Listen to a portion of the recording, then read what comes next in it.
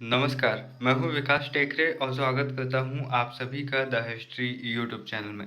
उम्मीद है कि आप सभी की तैयारियाँ बेहतर चल रही होंगी और आपकी तैयारियों को और बेहतर करने के उद्देश्य से इस वीडियो को मैं बना रहा हूँ। इस वीडियो में मैं भारत का आधुनिक भारत का इतिहास जो कि दूसरा प्रश्न पत्र है एमए फोर्थ सेमेस्टर का। अगर आपके एमए में भी यह प्रश्न पत्र है तो आप ज़रूर इस वीडियो को कंटिन्यू कीजिए और साथ ही आप चाहें तो सिलेबस को देख सकते हैं। और इस पेपर के सिलेबस का तकरीबन 95% भाग के जो ऑब्जेक्टिव बनते हैं वो आज मैं आपको बताने वाला हूं। तो यहाँ पर इन ऑब्जेक्टिव को ध्यान से देखिएगा, क्योंकि ऑब्जेक्टिव ज़्यादातर वो चीज़ होती है, अगर आपके ऑब्जेक्टिव पूरे सही होते हैं या फिर लगभग 5 में से 4 या फिर 7 में से 6 भी सही होते हैं तो आपके अंदर ये कॉन्फिडेंस आ जाता है कि आप कुछ अच्छा कर सकते हैं और अच्छे मार्क्स ला सकते हैं। तो आइए देखते हैं ऑब्जेक्टिव प्रश्नों को और समझते हैं कि आप कैसे इनकी तैयारियों को बेहतर कर सकते हैं। यहाँ पर कांग्रेस से सवाल है कि भारतीय राष्ट्रीय कांग्रेस का संस्थापक निम्न में से कौन था। तो यहाँ पर सही उत्तर है ए ओ ह्यूम। ऑटोवियन ऑक्टेवियन ह्यूम नाम से ऐसा कुछ इनका नाम था और 1885 में इन्होंने कांग्रेस की स्थापना की थी। और इस समय जो वायसराय थे वो थे डफरिन, और कांग्रेस के पहले जो अध्यक्ष बनते हैं वो बनते हैं व्योमेश चंद्र बनर्जी, जो प्रसिद्ध बैरिस्टर थे। और साथ ही इसका पहला अधिवेशन बुलाया जाता है गोकुलदास कॉलेज बम्बई में 28 दिसंबर 1885 को। इस तरह कांग्रेस की स्थापना होती है। इसके बाद में देखिए भारतीय राष्ट्रीय कांग्रेस की स्थापना कब की गई, तो 1885 में। भारतीय राष्ट्रीय कांग्रेस के प्रथम अधिवेशन के अध्यक्ष कौन थे, तो वे थे व्योमेश चंद्र बनर्जी। भारतीय राष्ट्रीय कांग्रेस का अधिवेशन पहला कहाँ पर हुआ था, तो वो हुआ था मुंबई में। और यहाँ पर एक कोटेशन दी गई है, कांग्रेस राजद्रोह अथवा विद्रोह का पौधगल नहीं है, बल्कि सरकार की स्थिरता की नींव में एक अतिरिक्त पत्थर है। तो यह कथन किसका है, तो यह है दादा भाई नौरोजी का। 1892 का अधिनियम रुक रुक कर बढ़ने वाला एक असंतोषजनक कदम है। यह कथन किसका है, तो यह कथन है फिरोज शाह मेहता का। तो दोस्तों यहाँ पर वीडियो थोड़ा लंबा हो सकता है, क्योंकि यहाँ पर हम सिलेबस के हर टॉपिक से जुड़े ऑब्जेक्टिव को समझने वाले हैं, इसलिए मुझे उम्मीद है कि आप वीडियो को सब्र के साथ देखना पसंद करेंगे। आइए अगले ऑब्जेक्टिव की तरफ बढ़ते हैं। तो जो लॉर्ड कर्जन है वह कब भारत का गवर्नर जनरल बनकर आया। यहाँ पर कर्जन इम्पोर्टेंट इसलिए हो जाता है क्योंकि बंगाल विभाजन और स्वदेशी मूवमेंट की शुरुआत इन्हीं की गलतियों के चलते हुई थी, जिसके चलते इन्हें पढ़ना ज़रूरी हो जाता है। तो 1899 में ये बनकर आए थे। यहाँ पर आप सही उत्तर भी देख सकते हैं। और इसके बाद में दूसरा ऑब्जेक्टिव है कि लॉर्ड कर्जन ने बंगाल का विभाजन कब किया था, तो 16 अक्टूबर 1905 को लॉर्ड कर्जन ने बंगाल का विभाजन कर दिया था। इन्होंने बंगाल को दो भागों में बांटा था। एक भाग में जो पूर्वी भाग था उसमें बांग्लादेश था और असम था। असम में उस समय मेघालय और त्रिपुरा जैसे राज्य आया करते थे, और यहाँ पर की राजधानी उसने ढाका बना दी थी। और यहाँ पर लगभग जो आबादी का बहुसंख्यक भाग था वो मुस्लिम था, और जो पश्चिमी भाग था बंगाल का, उसमें आते थे झारखंड, बिहार, पश्चिम बंगाल, उड़ीसा। इन सभी को मिलाकर उन्होंने पूर्वी भाग बना दिया, जिसका मुख्यालय था कोलकाता। इस तरह जो पूर्वी पश्चिमी भाग था पश्चिम बंगाल वाला, उसमें हिंदुओं की आबादी ज़्यादा थी। इस तरह से जो लॉर्ड कर्जन थे उन्होंने प्रशासनिक आधार बताकर यहाँ पर एक सांप्रदायिक विभाजन कर दिया था। और कर्जन ने खुद एक वक्तव्य में कहा था कि बंगाल का विभाजन करने का उद्देश्य मेरा यह है कि एक ऐसा क्षेत्र बनाना जहाँ पर मुस्लिमों के हितों की रक्षा की जा सके और वे ठीक वैसे ही रहें जैसे वे नवाबों और बादशाहों के समय पर रहा करते थे। और फिर आगे चलकर 1906 में पूर्वी बंगाल में हम देखते हैं कि मुस्लिम लीग की स्थापना हो जाती है, जो आगे चलकर पाकिस्तान की मांग करती है। तो यहाँ पर कर्जन का जो यहाँ पर विभाजन का कदम रहा, इसने कहीं ना कहीं भारत के विभाजन की नींव भी डाल दी थी। अब इसके बाद में देखिए दोस्तों, प्राचीन स्मारक परीक्षण अधिनियम कब आया, तो इसका उत्तर हमें देखना चाहिए तो तीसरे का उत्तर है दूसरा, यानी कि 1904 में आया। लॉर्ड कर्जन के बंगाल विभाजन के परिणाम स्वरूप क्या हुआ, तो यहाँ पर देश में उग्र आंदोलन खड़ा हो गया, क्योंकि इसने सुख शांति की स्थापना तो नहीं की और कांग्रेस के नेता तो इसके विरोध में थे, तो वो समर्थक बन नहीं सकते। कर्जन का स्वागत क्यों करेंगे जब इसका विरोध हो रहा है, तो सीधा सा सही उत्तर हो जाता है देश में उग्र आंदोलन खड़ा हुआ। कभी भी आप ऑप्शन को टर्मिनेट करने की कोशिश कीजिए। आप ये ऑप्शन, किसी भी ऑप्शन के बारे में आप ये सोचिए कि ये ऑप्शन क्यों होना चाहिए और ये ऑप्शन क्यों नहीं होना चाहिए। अगर आप ऐसे सोचते हैं तो आप उस उत्तर को ठीक कर सकते हैं। अगर बंगाल विभाजन या फिर स्वदेशी मूवमेंट से जुड़ा कोई प्रश्न आता है तो आप इस कोटेशन का इस्तेमाल कर सकते हैं। भारत हमारे साम्राज्य का केंद्र है। यदि साम्राज्य अपने किसी अन्य भाग को खो बैठता है तो हम जीवित रह सकते हैं, किंतु यदि हम भारत को खो बैठें तो हमारे देश के साम्राज्य का सूर्यास्त हो जाएगा। यह कथन लॉर्ड कर्जन का है। उन्होंने भारत सचिव को लिखे पत्र में यह कहा था। इसके बाद में देखिए, कांग्रेस के किस अधिवेशन में बहिष्कार, स्वदेशी तथा स्वराज का प्रस्ताव पारित किया गया, तो ये था 1906 का अधिवेशन। और यहाँ पर दादा भाई नौरोजी अध्यक्ष थे और उन्होंने अध्यक्षीय भाषण में पहली बार स्वराज शब्द का प्रयोग किया था। और यहाँ पर से कांग्रेस स्वराज की मांग करने लगती है और इससे पहले तक किसी भी प्रकार से इन्होंने इस तरह की आज़ादी की मांग नहीं की थी। जबकि 1929 के जो लाहौर अधिवेशन होता है, वहाँ पर पंडित जवाहरलाल नेहरू अपने अध्यक्षीय भाषण में पूर्ण स्वराज की मांग करते हैं। देखिए, मैं थोड़ा सा आपको समझा भी रहा हूँ, इसलिए वीडियो डेफिनेटली लंबा होने वाला है, तो प्लीज़ सब्र के साथ देखिए। थोड़ा टाइम लगेगा, लेकिन आप अपने ऑब्जेक्टिव को सही कर सकते हैं। और ना केवल सही कर सकते हैं, बल्कि अगर आपको ये फैक्ट याद रह गए तो अपने आंसरों में आप इन्हें चिपका कर उन्हें और बेहतर बना सकते हैं। इसलिए भैया ध्यान से देखिएगा, आपकी बहुत काम की चीज़ है। गरम दल की उत्पत्ति का कारण निम्न में से कौन सा था? फूट डालो, शासन करो की नीति, जनता का आर्थिक शोषण, गांधी जी की प्रेरणा, विदेशी शिक्षा। तो यहाँ पर जनता का आर्थिक शोषण इसका उत्तर हो सकता है। अब इसका विकल्प देखते हैं हम, तो यहाँ पर सही है, ठीक है। इसके बाद में दूसरा आता है, निम्न में से गरम दल के नेता कौन रहे? गरम दल के नेता, गरम दल आखिर होता क्या है? गरम दल जो ये कहता है कि भैया हमें पत्राचार नहीं करना है, हमें अनुनय विनय नहीं करना है, यानी कि हमें बार बार उनके दफ्तरों के चक्कर नहीं काटने, हमें उनकी जी हजूरी नहीं करनी है, उन्हें ये नहीं कहना है कि सर प्लीज़ प्लीज़ प्लीज़ ये मेरा काम कर दीजिए प्लीज़, ऐसा हमें नहीं कहना है। हमें उन्हें सीधे ये बोलना है, अबे सुन, काम कर रहा है या नहीं कर रहा है तू ये बता, वरना बाकी हम देख लेंगे। तो ऐसा करने वाले थे हमारे बाल गंगाधर तिलक जी, जो कि महाराष्ट्र से आते थे और इन्होंने गणेश उत्सव और शिवाजी उत्सव जैसे कार्यक्रमों की शुरुआत की, जिसके चलते हम फिर देखते हैं कि बलवंत फड़के जैसे क्रांतिकारी निकल कर आते हैं इनके प्रभाव से, जो ऐसी छाप छोड़ते हैं कि उग्रवादी राष्ट्रवादी आंदोलन में एक उनका अलग प्रभाव आ जाता है। तो इसका सही उत्तर है बाल गंगाधर तिलक। शिवाजी उत्सव का शुभारंभ भारतीय राष्ट्रवाद के विकास में तिलक का एक स्मरणीय योगदान था। यह कथन किसका है? तो यहाँ पर मुझे लग रहा है कि ये कथन हो सकता है आरसी मजुमदार का। यहाँ पर एक बार चेक कर लेते हैं, तो यहाँ पर बिल्कुल सही है आरसी मजुमदार, इसलिए क्योंकि आरसी मजुमदार एक लेखक रहे हैं और इतिहासकार रहे हैं और ये क्रांतिकारी भी रहे हैं, इसलिए इनके द्वारा ये बोले जाने का चांस ज़्यादा हो जाता है। और महात्मा गांधी चूँकि उदारवादी नेता थे, इसलिए वे ऐसी बात नहीं करेंगे। और बिपिन चंद्र पाल और लाला लाजपत राय भी उग्रवादी नेता थे और बाल गंगाधर तिलक के सहयोगी थे। गणपति उत्सव का शुभारंभ किसने किया? तो आंख मूंद कर भी आप कह सकते हैं बाल गंगाधर तिलक, क्योंकि अभी मैंने आपको बताया था कि शिवाजी उत्सव और गणपति उत्सव की शुरुआत करने वाले बाल गंगाधर तिलक थे। इसके पीछे उनका उद्देश्य ये नहीं था कि हम भैया पूजा पाठ करेंगे और जगराते गाएंगे वगैरह वगैरह। उनका ये उद्देश्य था कि सामूहिक आयोजनों के जरिए लोग आपस में जुटेंगे और स्वतंत्रता की बात करेंगे। साथ ही शिवाजी उत्सव के जरिए वे लोगों को ये बताना चाहते थे कि शिवाजी हमारे एक ऐसे योद्धा थे जिन्होंने अंग्रेज़ों को धूल चटाई थी और दुश्मनों के खिलाफ हमेशा लड़ते रहे। तो हम क्यों ना उनसे प्रेरणा लें और चूड़ियाँ पहनने के बजाय हम स्वतंत्रता संग्राम में कूद पड़े। इसके बाद में देखिए गर्म दलियों का उद्देश्य क्या था। तो इनका उद्देश्य था पूर्ण स्वराज प्राप्त करना। क्या था इनका उद्देश्य? पूर्ण स्वराज प्राप्त करना। अब ये स्वराज की बात भी नहीं कर रहे थे, अब इनका सीधा उद्देश्य था कि अब अंग्रेज होना ही नहीं भारत में। छठवां ऑब्जेक्टिव आता है स्वतंत्रता हमारा जन्मसिद्ध अधिकार है, हम इसे लेकर रहेंगे।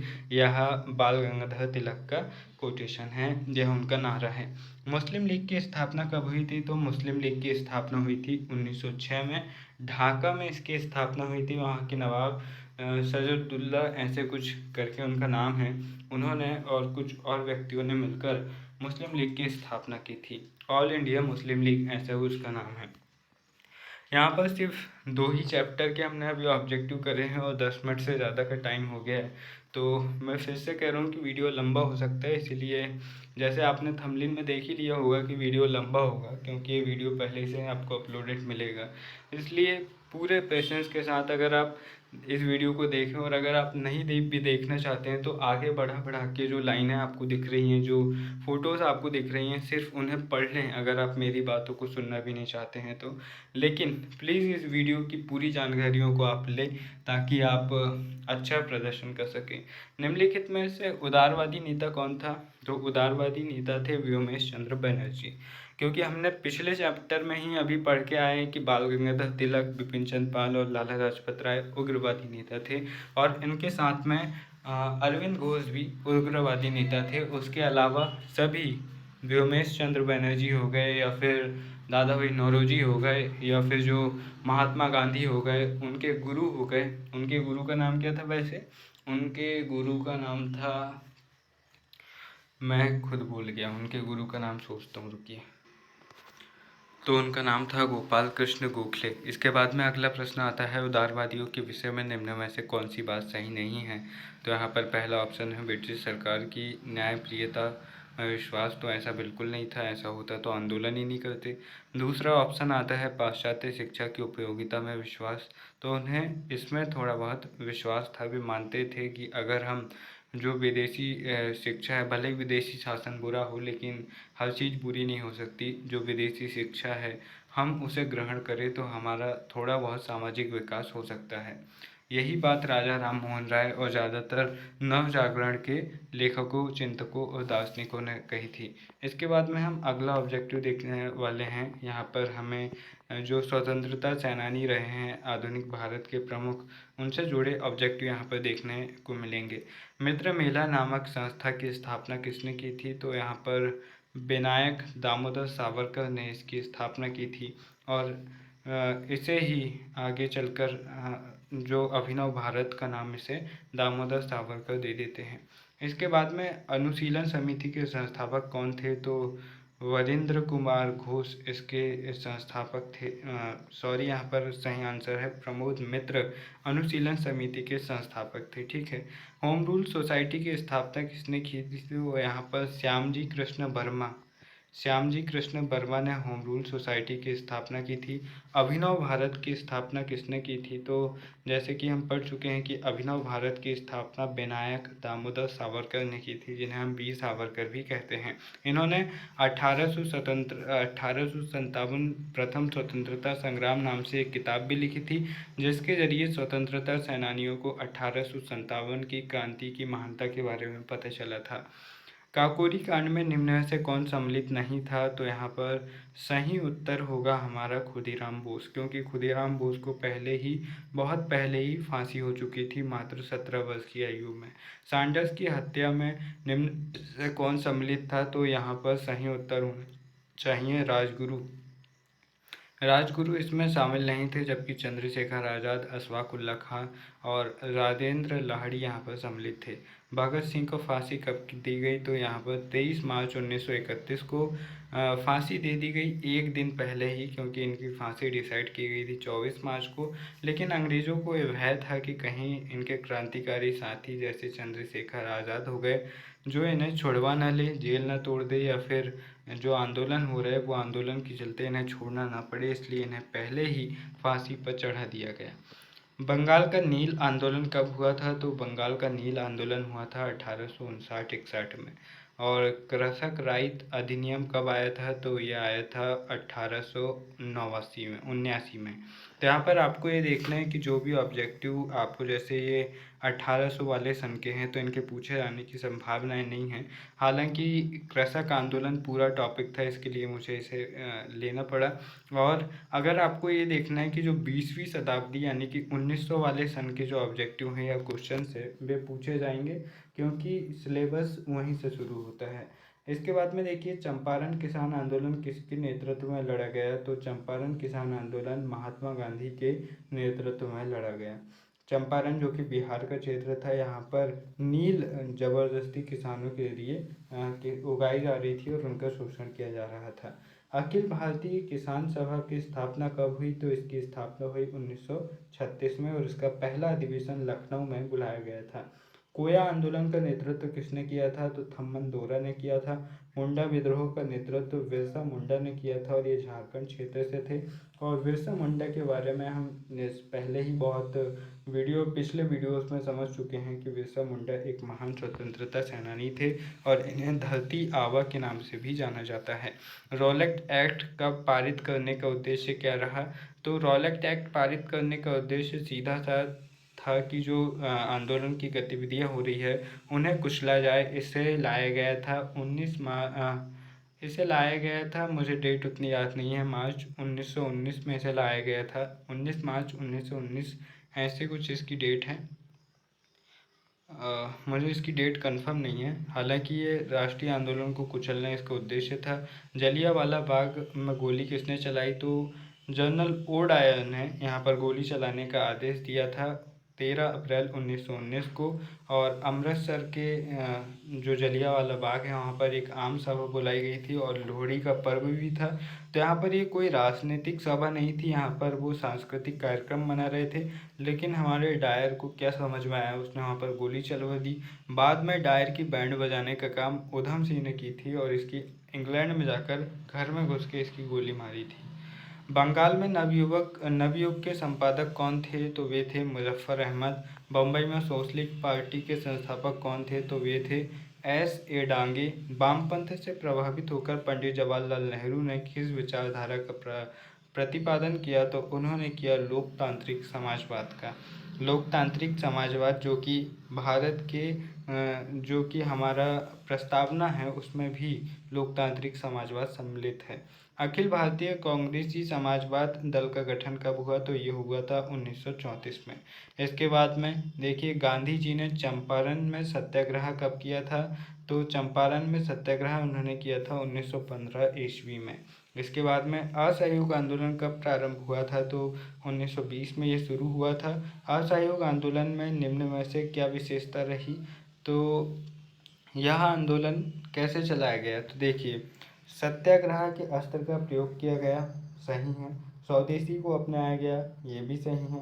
बहिष्कार आंदोलन चलाया गया, ये भी सही है, क्योंकि असहयोग का मतलब ही होता है कि सहयोग ना करना, यानी कि बहिष्कार करना। तो यहाँ पर चौथा ऑप्शन सही हो सकता है, तो हाँ जी हाँ, चौथा ऑप्शन सही है। फिर चौथे ऑब्जेक्टिव में एक कोटेशन है, किसी भारतीय के लिए सरकार के अंतर्गत असैनिक के रूप में सेवा करना और उससे भी अधिक विशेष रूप से एक सैनिक के रूप में नौकरी करना राष्ट्रीय हित के विरुद्ध है। यह कथन किसका है, तो यह कथन है गांधी जी का। चोरा चोरी की घटना कब हुई थी, तो 5 फरवरी 1922 को चोरा चोरी की घटना हुई थी। यहाँ पर पुलिसकर्मी जब आंदोलनकारियों को मार रहे थे, उन पर गोलियां बरसा रहे थे, तो अचानक उनका गोला बारूद ख़त्म हो गया। तो वे अपनी सुरक्षा की दृष्टि से थाने में जाकर उन्होंने खुद को बंद कर लिया, और गुस्साई भीड़ ने थाने में आग लगा दी, और यहाँ पर 22 से ज़्यादा पुलिसकर्मी जलकर मर गए थे। जिससे दुखी होकर और देश में अन्य हिंसक आंदोलनों से दुखी होकर, जैसे मोपला विद्रोह हो रहा था, इस तरह के आंदोलनों से दुखी होकर महात्मा गांधी ने असहयोग आंदोलन को रद्द कर दिया था। तो दोस्तों यहाँ पर हम देख रहे हैं प्रमुख ऑब्जेक्टिव टाइप क्वेश्चंस को। मुझे उम्मीद है आप वीडियो के आखिर तक बने रहेंगे। यहाँ पर से लगभग सभी ऑब्जेक्टिव इम्पॉर्टेंट नहीं हैं, कुछ ही इम्पॉर्टेंट ऑब्जेक्टिव है, लेकिन हमें इन्हें इसलिए पढ़ना ज़रूरी है क्योंकि ये सिलेबस में है, और अगर सिलेबस से कोई बड़ा प्रश्न आता है तो आप इन्हें फैक्ट के रूप में उन बड़े प्रश्नों के उत्तर में इस्तेमाल करके अपने उत्तर को बेहतर बना सकते हैं। सिर्फ इसलिए मैं इन ऑब्जेक्टिव को, लगभग सभी ऑब्जेक्टिव को आपको बता रहा हूँ। स्वराज दल के संस्थापक कौन थे? तो देशबंधु चित्तरंजन दास ने स्वराज दल की स्थापना की थी। स्वराज दल का उद्देश्य क्या था? तो स्वराज दल का उद्देश्य था विधायिकाओं में चुनाव लड़कर पहुंचना। साइमन कमीशन भारत कब आया था? तो मार्च 1927 में साइमन कमीशन फरवरी 1928 में साइमन कमीशन भारत आया था। लाहौर अधिवेशन की अध्यक्षता किसने की? तो पंडित जवाहरलाल नेहरू ने लाहौर अधिवेशन की अध्यक्षता की थी, और लाहौर अधिवेशन में पूर्ण स्वराज की घोषणा की गई थी। इसके बाद में देखिए, पूर्ण स्वतंत्रता की मांग किस अधिवेशन में की गई थी? तो ये लाहौर अधिवेशन में की गई थी, और इसकी अध्यक्षता की थी पंडित जवाहरलाल नेहरू ने। इसके बाद में देखिए, सविनय अवज्ञा आंदोलन कब प्रारंभ किया गया? तो सविनय अवज्ञा आंदोलन प्रारंभ हुआ 1930 में। इसके बाद में गांधी जी ने दांडी मार्च कब प्रारंभ की? तो उन्होंने प्रारंभ की 12 मार्च 1930 को। धरसाना कांड का नेतृत्व किसने किया? तो सरोजिनी नायडू तथा मणिकलाल गांधी ने किया। यहाँ पर यह था कि जब बड़े बड़े नेताओं को गिरफ्तार कर लिया गया था, तो सरोजिनी नायडू और गांधी जी के बेटे मणिकलाल गांधी आंदोलन का नेतृत्व कर रहे थे। और यहाँ पर धरसाना में दुर्घटना ये हुई कि अंग्रेज़ों ने बहुत बुरी तरह से लाठीचार्ज किया, और यहाँ पर क्रांतिकारियों ने बिल्कुल भी अपनी तरफ से हिंसा का प्रयोग नहीं किया, और लाठियाँ खाकर गंभीर रूप से घायल हो गए। उसके बावजूद भी उन्होंने वहाँ से हटना मंजूर नहीं था उन्हें, और वे आंदोलन करते रहे। गांधी इरविन समझौता कब हुआ था? तो 5 मार्च 1931 को गांधी इरविन समझौता हुआ था। सांप्रदायिक निर्णय की घोषणा कब की गई? तो ये कम्युनल रिवॉर्ड कब आया था? तो ये आया था अगस्त 1932 में, और इसने ऐसी स्थिति पैदा कर दी थी कि जिसके चलते महात्मा गांधी, भीमराव अंबेडकर एक दूसरे के खिलाफ हो गए थे। फिर बाद में जाकर पूना समझौता होता है, और फिर आम सहमति बनती है। इसके बाद में देखिए, भारत छोड़ो आंदोलन से पूर्व पहला व्यक्तिगत सत्याग्रही कौन था? तो वे थे माफ़ कीजिएगा, विनोबा भावे थे, क्योंकि महात्मा गांधी ने जब व्यक्तिगत सत्याग्रह आंदोलन शुरुआत करने की बात कही, तो उन्होंने पहला सत्याग्रही विनोबा भावे को नियुक्त किया था। भारत छोड़ो प्रस्ताव कांग्रेस के किस अधिवेशन में पारित किया गया? तो भारत छोड़ो प्रस्ताव कांग्रेस के बम्बई अधिवेशन में पारित किया गया 7 अगस्त 1942 को, और इसके 2 दिन बाद 9 अगस्त 1942 को यह आंदोलन शुरू हो गया था। इसके बाद में देखिए, भारत छोड़ो आंदोलन का कारण निम्न में से कौन सा नहीं था? तो भारत छोड़ो आंदोलन का निम्न से कौन सा कारण नहीं था? तो पहला आता है शोषण तथा अत्याचार, दूसरा आता है तो पहला तो सही है, दूसरा है पाशविक दमन द्वारा भारत का अधिकार, तो ये भी सही है। तीसरा आता है पूर्ण स्वतंत्र होने में ही भारत का कल्याण, ये भी सही है। चौथा है हिंदू धर्म का अपमान, तो ये गलत है, क्योंकि यहाँ पर सिर्फ हिंदू धर्म का अपमान नहीं हो रहा था, यहाँ पर सभी पंथ, सभी संप्रदायों का अपमान हो रहा था। इसलिए सिर्फ ये कहना कि हिंदू धर्म का ही अपमान हो रहा था, ये बात उतनी सटीक नहीं बैठती है। इसलिए यहाँ पर ये चौथा ऑप्शन जो होगा वो राइट होगा, बाकी सभी सही हैं।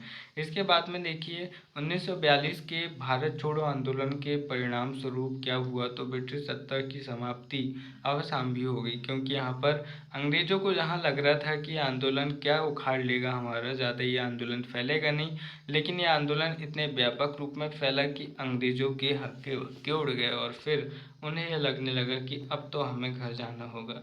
राष्ट्रीय संघ की स्थापना किसने की थी? तो राष्ट्रीय संघ की स्थापना की थी यहाँ पर सरोजिनी नायडू ने। करो या मरो का नारा किसने दिया था? तो 1942 में जब भारत छोड़ो आंदोलन की शुरुआत हो रही थी तो महात्मा गांधी ने अपने अध्यक्षीय भाषण में कहा था कि अब हर मनुष्य और हर स्त्री पुरुष को ये सोचना चाहिए और स्वतंत्र रूप से विचरण कर, मतलब कि अपने आप को स्वतंत्र मान लो। अब आप अब से या तो करना है अपने देश के लिए कुछ, या फिर हमें अपने प्राणों का बलिदान देना है कुछ करते हुए। तो एक प्रकार से उन्होंने करो या मरो का नारा दिया था। किसने? महात्मा गांधी ने। घरसाना कांड कब हुआ था? तो घरसाना कांड 1930 में हुआ था और ये हुआ था सविनय अवज्ञा आंदोलन के समय में।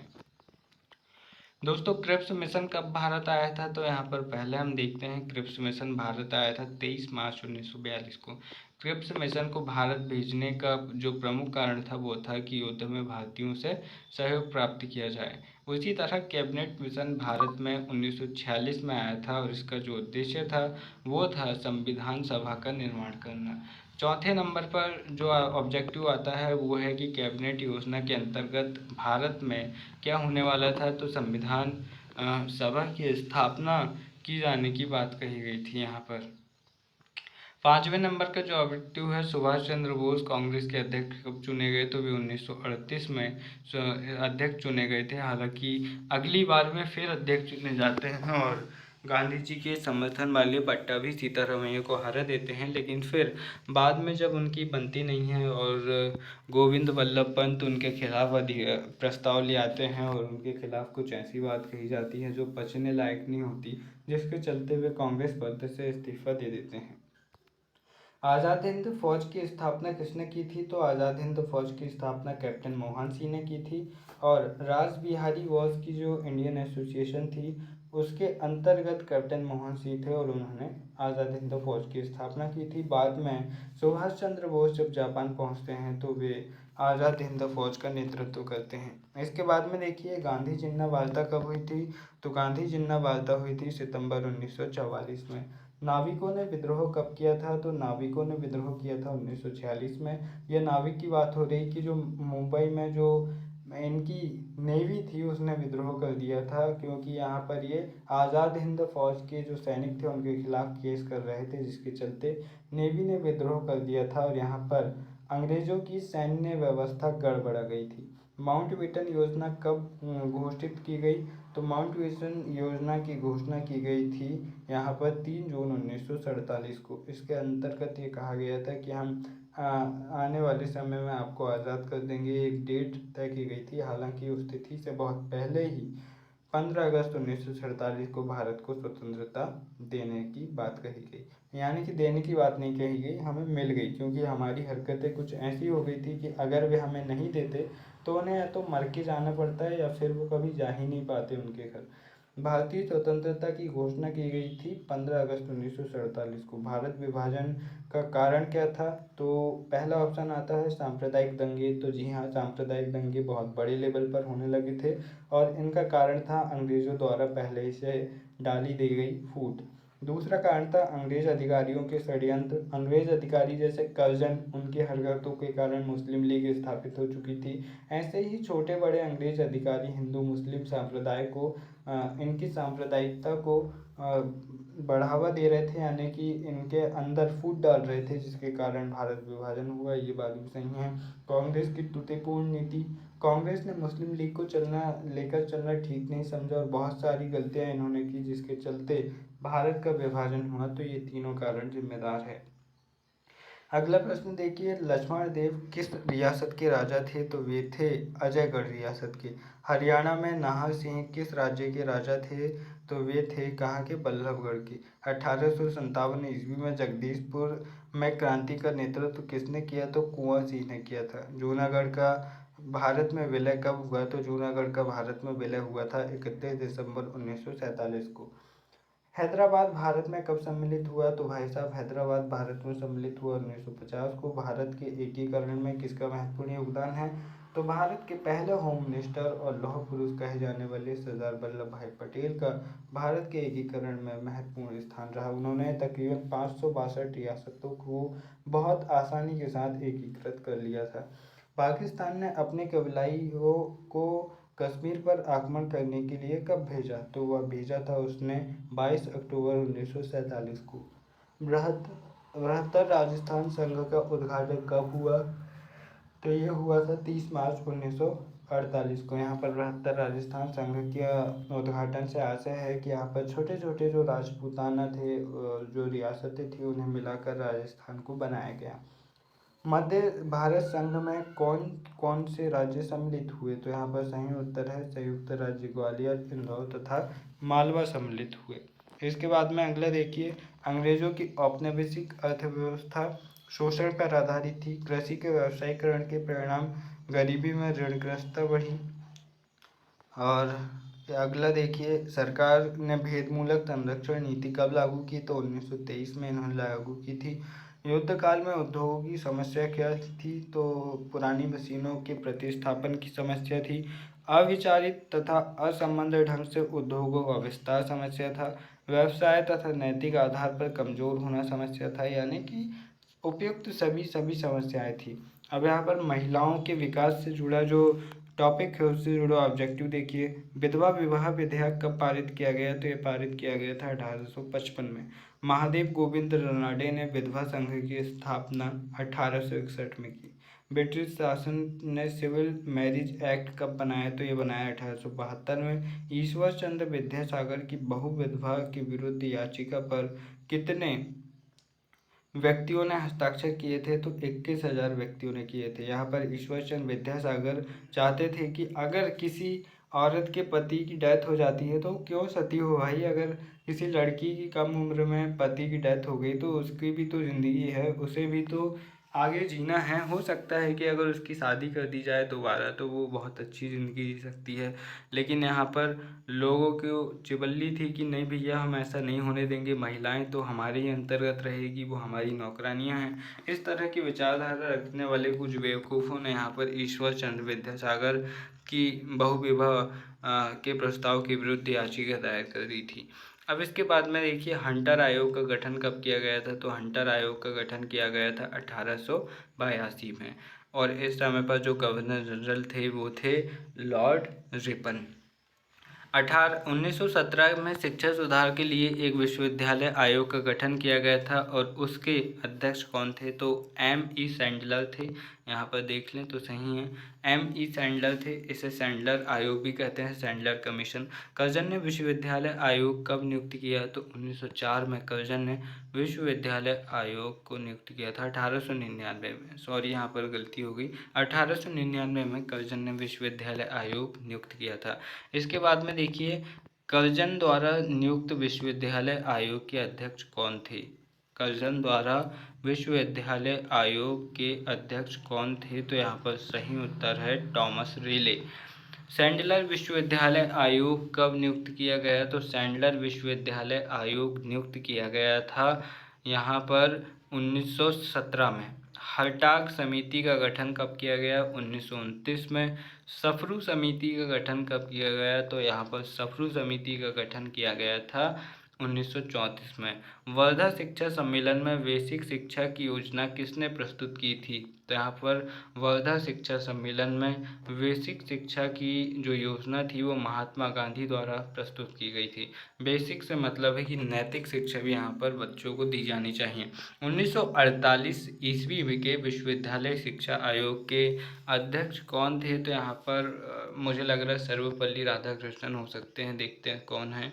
तो यहाँ पर हमारा जो है वो उत्तर सही है, क्योंकि सर्वपल्ली राधाकृष्णन एक शिक्षक भी थे और भारत के पहले उपराष्ट्रपति भी ये रहे। इन्हें भारत रत्न से भी सम्मानित किया गया।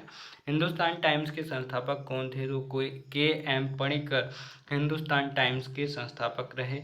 और इसके बाद में देखिए, भारत मित्र का संस्थापक कौन था? तो भारत मित्र के जो संस्थापक थे वो थे भाई साहब बाल Mukund Gupta. Times of India की स्थापना किसने की? तो टाइम्स ऑफ इंडिया की स्थापना कब हुई, यहाँ पर प्रश्न आता है। तो इसकी स्थापना हुई थी 1861 में।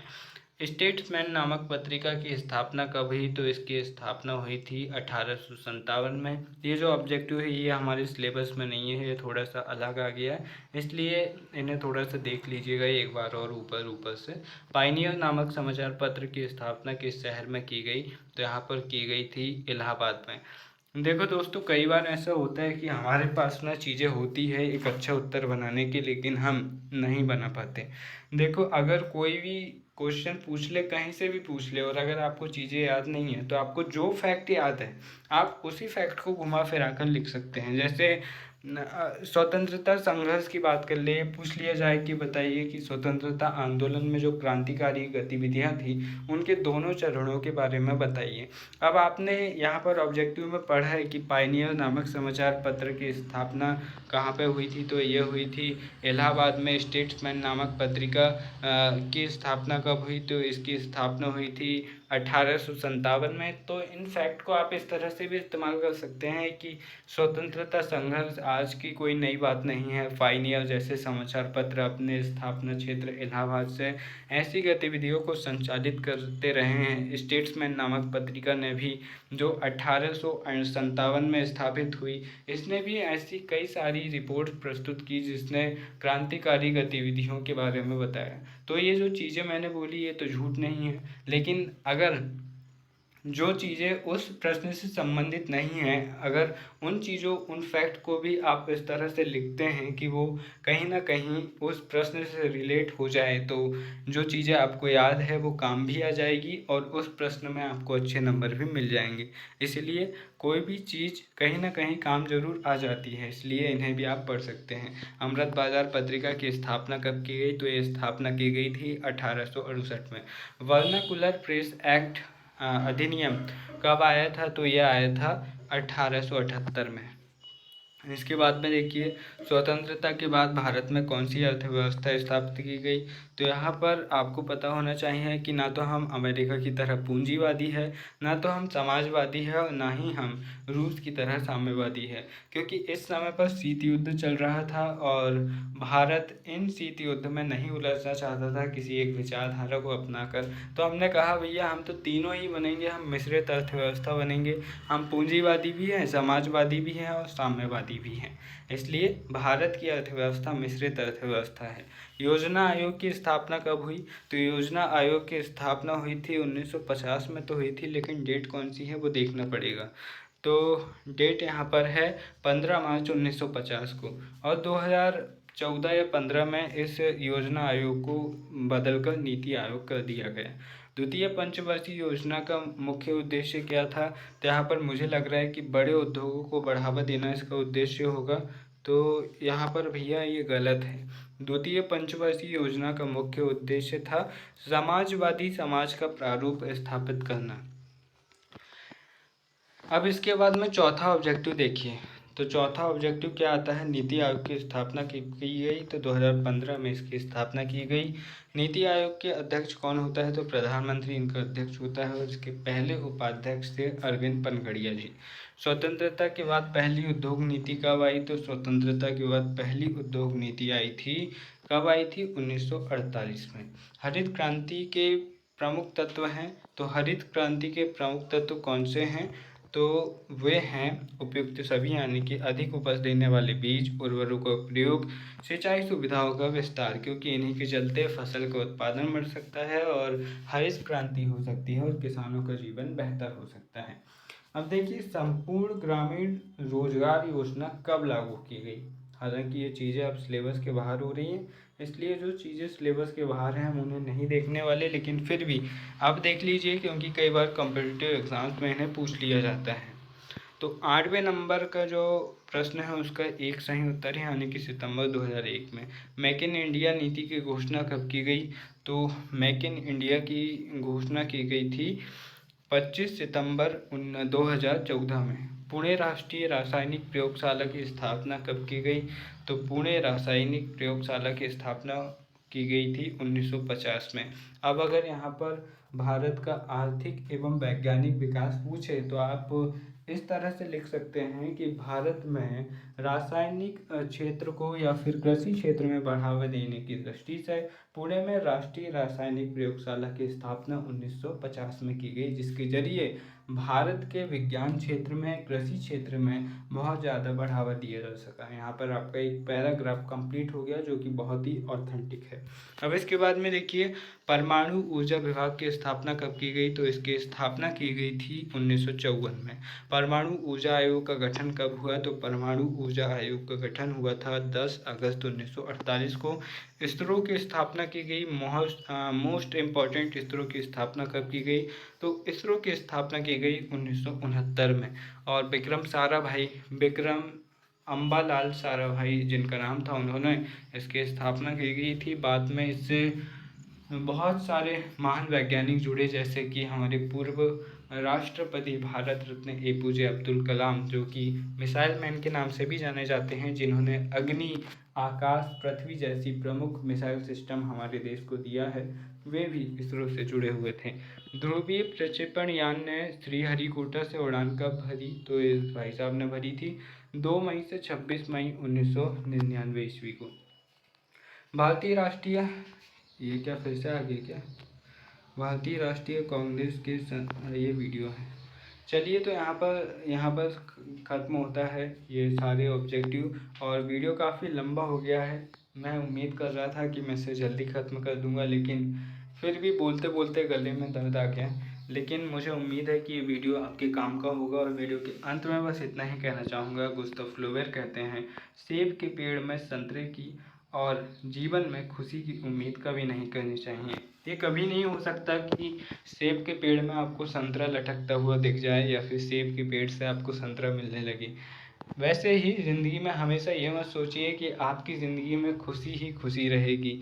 कहते हैं ना कि जो खुशी और दुख है, सुख और दुख, ये मौसम की तरह होते हैं। मौसम बदलते देर नहीं लगती, इसी तरह ज़िंदगी में सुख या दुख के आते देर नहीं लगती। इसलिए अपने आप को हर परिस्थिति के लिए मजबूत कीजिए। आप आज खुश हैं तो इस बात से मत इतराइए कि आप हमेशा खुश रहने वाले हैं। इस बात के लिए भी अपने आप को ताकतवर बनाकर रखिए कि अगर आपके ऊपर कोई मुसीबत आती है तो तब भी आप अपने आप को संभाल पाएंगे। फिर मिलेंगे अपने किसी और वीडियो में। वीडियो देखने के लिए आप सभी का बहुत बहुत धन्यवाद। जय हिंद, नमस्कार।